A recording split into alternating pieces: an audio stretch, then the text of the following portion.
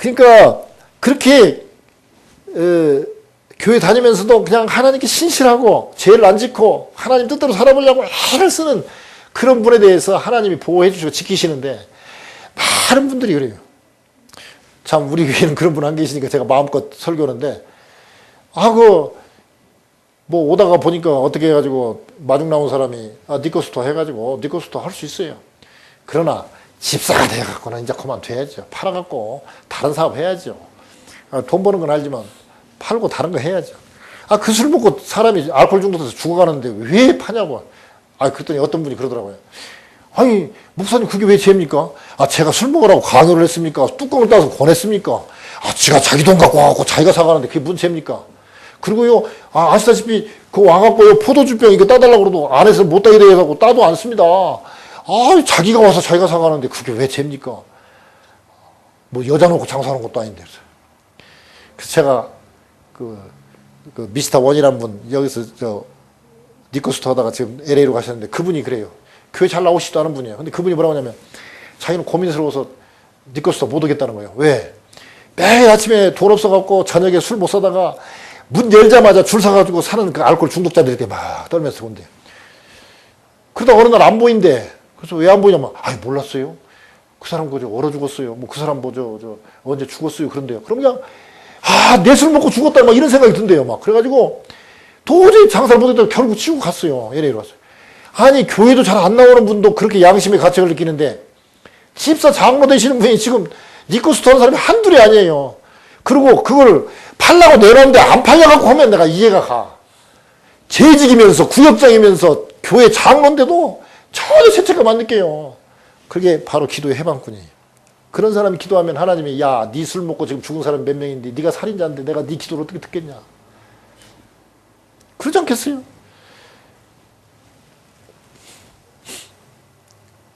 두 번째는 이사야 59장 2절에 보면 오직 너희 죄악이 너희와 너희 하나님 사이를 내었고 너희 죄가 그 얼굴을 가려워서 너희를 듣지 않으시게 함이니 그랬습니다. 자, 우리가 죄 때문에 하나님이 우리 기도를 해도 안 들어주신다는 거예요.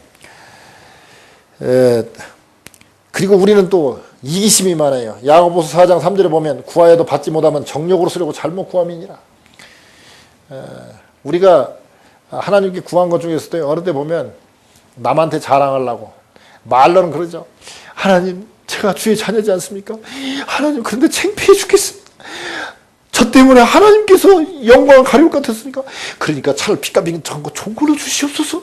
그래야 제가 체면히 살겠습니다. 잘 들어보면 하나님 영광 때문에 차를 구하는 게 아니라 누구 집사가 지금 6기통짜리 차 사고 있는데 내가 8기통짜리 차 사가지고 한번 내가 기억 자랑 한번 해야 되겠는데 이번에 그 구집사가 이번에 뭐 30만 불짜리 집을 샀다는데 나는 그래도 한 50만 불짜리 사가지고 한번 내가 보여줘야지. 하나님 좋은 집을 주시옵소서. 이 집을 안 주시면 하나님 영광 가리울 것 같습니다. 하나님 생각하는 사람들 실은 자기 이기심 때문에 기도하는 사람이 있어요. 내 자신 감각에 있어서는 죄 때문에 이기심 때문에 하나님이 안 들어줄 수가 있습니다. 세 번째는 하나님과의 관계, 나와 내 자신과의 관계, 나와 이웃과의 관계. 이웃과의 관계에 있어서는 깨어진 관계가 많습니다. 나도 상처를 주지만 반대로 나도 남을 상처를 주고 서로 상처를 주고받아요. 그러나 상대방이 나한테 상처를 주었을 때 그 사람을 용서해야 되는데 용서하지 못하고 또 반대로 내가 또 했을 때 저 사람이 용서를 못했을 때 서로 용서를 해야 되잖아요. 우리 주기도문에 보면 우리에게 죄 지은 자를 사하여 준 것 같이 우리 죄를 사하여 주옵소서 그러잖아요. 내가 용서해 주지 않으면 죄만큼은 내가 다른 사람 죄를 용서하지 않으면 하나님도 용서하지 않겠다고 그랬어요. 그냥 바로 하나님 제가 죄 졌으니 용서해 주세요. 그러면 용서해 줄 것 같은데 그건 용서 안 해준다는 거예요. 왜? 네가 다른 사람 죄를 용서해 줘야 하나님도 용서해 주겠다는 거예요. 다른 것은 조건이 없는데 그건 조건이 붙었어요. 잘 보세요. 그러면 우리가 우리 죄를 하나님으로부터 상하려면 어떻게 돼요? 내 이웃이 나한테 지은 죄를 내가 용서해 주지 않으면 하나님 내 죄를 안 사해 준다니까요. 그러니까 용서부터 해야 돼요. 그래야 내 죄가 용서받아요. 그러니까 우리가 용서를 해야 되는데 마태복음 5장에 보면 23절 24절에 보면 이랬습니다. 그러므로 예물을 제단에 드리다가 즉 우리로 말하면 예배 드리러 왔다가 거기서 내 형제에게 원망 들을 만한 일이 있는 줄 생각나거든 예물을 제단 앞에 두고 자, 그날 예배 드리려고 헌금 준비해 왔어요. 헌금을 교회에다 놓고 빨리 가갖고 형제와 화목하고 그 후에 와서 예배를 드려라. 그런 얘기입니다. 그래서 제가 가끔 우스갯소리 비슷하게 얘기하지만 실은 이게 이 말씀을 근거해서 저희가 뭐 이미 예배 시작되고 우리 친교 시간에 우리 다 같이 서로 인사 나눕시다 하면서 악수하는 이유가 뭐냐? 최소한 악수할 정도로 마음이 이렇게 화목한 가운데서 예배를 드려야지. 어떤 사람은요, 나 예배 드리고 싶어도 그 누구누구 집사 꼴보기 싫어서 내가 교회 안 간다는 사람이 있습니다. 그러면 그런 사람하고 악수하면 악수하겠어요? 안 해요. 근데 그런 마음을 갖고 예배 드리면 하나님 받겠어요? 그래서 최소한 저희는 원래는 막 다른 교회 있을 때는 허그도 했었는데 이 허그는 좀 조금 그렇더라고요. 그래서 악수도 좀 뭐 그럴 수도 있는데 악수 정도는 뭐 미국 사회에서 괜찮을 것 같아요. 제가 한국에서 목회한다면 아마 악수도 뭐 원하는 사람이면 하더라도 원하지 않으면 뭐 악수도 안 할 것 같아. 그러나 미국이니까 그냥 악수 정도는 하는 게 좋겠다 해가지고 악수를 하는데 먼저 하여튼 예배 드리기 전에 최소한 악수할 때 꺼리낌 없이 손을 내밀고 악수할 만한 정도는 되어야 우리가 예배 드릴 수 있지 않겠나 해서 그 순서에 들어가 있는 것입니다. 이게 그냥 넣은 게 아니에요. 다 그런 모든 것들을 다 감안해서 만든 예배 순서입니다. 요한일서 2장 9절에 보면 빛 가운데 있다 하며 그 형제를 미워하는 자는 지금까지 어두운 가운데 있는 자예요. 그렇습니다. 그러니까 나는 뭐 하나님 자녀입니다. 그렇게 얘기하면서 누구누구 미워하고 그러면 그 사람은 진짜 제대로 믿는 사람이라고 볼 수 없다는 거예요. 또 로마서 12장 18절에 보면 할 수 있거든 너희로서는 모든 사람으로 더불어 평화하라. 그렇습니다. 화평하라. 그렇게 얘기하고 있습니다. 그래서 우리가 용서하고 또 자기도 다른 사람에게 피해를 줬을 때 나를 용서해달라고 이렇게 이 얘기를 해서 서로 용서하고 살아야 됩니다. 두 번째, 이웃과의 관계에서 남을 돌아보지 않는 기도. 남을 돌아보지 않았을 때에 이게 기도를 방해한다 이거죠. 길을 막아 가난한 자의 부르짖는 소리를 듣지 아니하면 자기의 부르짖을 때에도 들을 자가 없으리라. 우리가 가난한 자의 부르짖는 소리를 듣지 아니하면 내가 하나님께 기도할 때 들을 자가 없을 것이다. 하나님도 안 듣는다는 거예요. 그러니까 우리가 다른 사람을 늘 생각해야 된다는 거죠. 이사야 58장 3절에서 9절에 보니까 이르기를 우리가 금시가되 주께서 보지 아니하시면 어찌 미우며 우리가 마음을 괴롭게 하며 주께서 알아주지 아니하시면 어찌 미니까 하느니라. 보라 너희가 금시가는 날에 오락을 찾아 얻으며 온갖 일을 시키는도다. 예를 들어서 금식하면서도 오락도 하고 또 금식하면서도 그 일꾼들 특히 지금 한국 같으면 어디 벵글라데시나 필리핀에서 온 그런 노동자들을 온갖 일을 다 시키는 거예요. 막 임금도 잘 안 주면서. 보라 너희가 금식하면서 다투며 싸우며 악한 주먹으로 치는도다.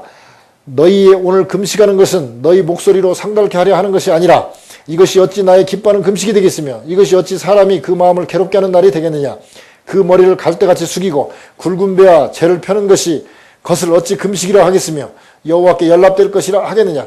막 굵은 배에 재를 뿌리면서 금식하면서 그런 것이 우리 생각에는 하나님 다 들을 것 같지만 안 된다는 거예요. 왜? 나의 기뻐하는 금식은 흉악의 결박을 풀어주며 멍에의 줄을 끌어주며 압제당하는 자를 자유케 하며 모든 멍에를 꺾는 것이 아니겠느냐. 진짜 힘들어하는 사람들을 갖다가 자유케 하는 게 그게 진짜 하나님 기뻐하는 금식이라는 거예요. 또 줄인 자에게 내 식물을 나눠주며 유리하는 빈민을 내 집에 들이며 벗은 자를 보면 입히며 또 내 골육을 피하여 스스로 숨지 아니하는 것이 아니겠느냐. 그리하면 내 빛이 아침같이 비칠 것이며 내 치료가 급속할 것이며 내 의가 내 앞에 행하고 여호와의 영광이 내 뒤에 호위하리니 내가 부를 때에는 나 여호와가 응답하겠고 내가 부르짖을 때에는 말하기를 내가 여기 있다 하리라.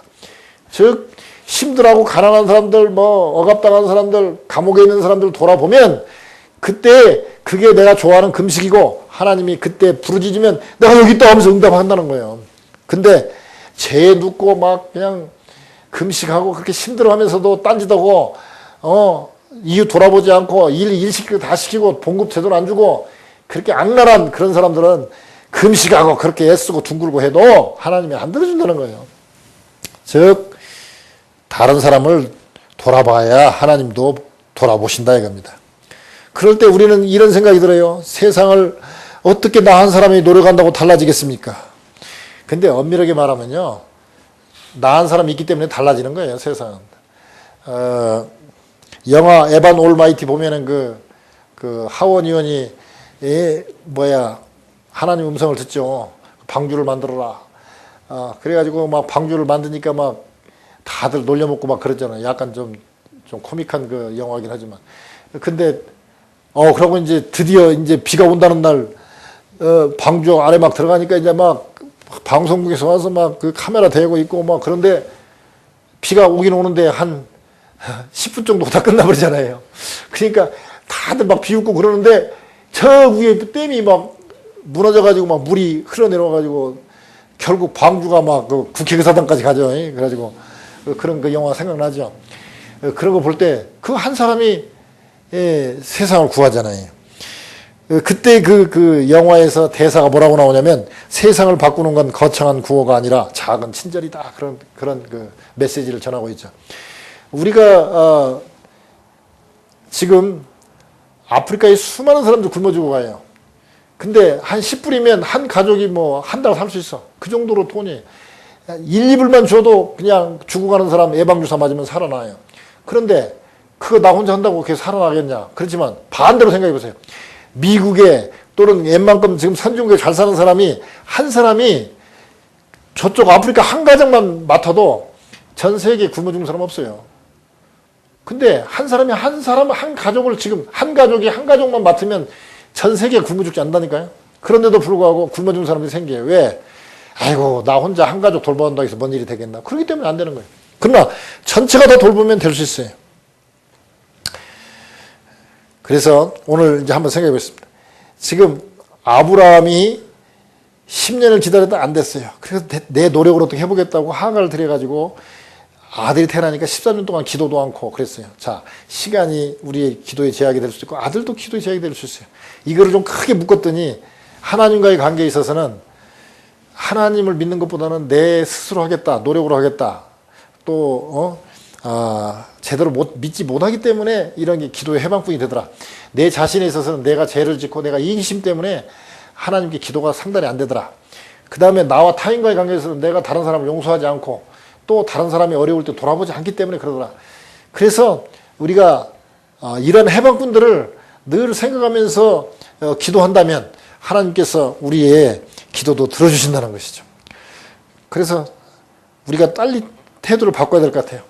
내가 아직도 걱정할 수 있을 만큼 힘이 있는데 걱정할 수 있는 내가 왜 기도합니까? 내가 아직도 노력할 수 있는데 왜 기도합니까? 그러지 말고 이런 기도 해방꾼들을 빨리빨리 제하고 하나님께 깊이 기도하면 또 구체적으로 기도하면 하나님께서 응답하신 것을 구체적으로 체험하면서 힘이 될 수 있어요. 만약에 아브라함이 그때 좀 더 기다려서 예를 들어서 제 생각이지만 한 13년 정도 후에 참 이삭을 얻었다. 그러면 그 다음에는 하나님이 정말 마른 가지에서 정말 새싹이 돋게 하시는 하나님이시구나. 그렇게 믿음이 되면 그 다음부터 계속 더 잘 믿었을 거예요. 하기야 그 후로 잘 믿었어요. 그래서 나중에는 창세기 22장에 가면 그 이삭 바쳐라 그럴 때 두 말없이 가서 바치잖아요. 그때는 망설이잖아요. 왜? 믿음이 생겼으니까 이제. 그러니까 우리도 그런 믿음을 가지면 정말 큰 믿음으로 참 기쁨 속에서 능력의 크리스천이 될 수 있을 줄 압니다. 우리 기도의 해방권을 물리칩시다.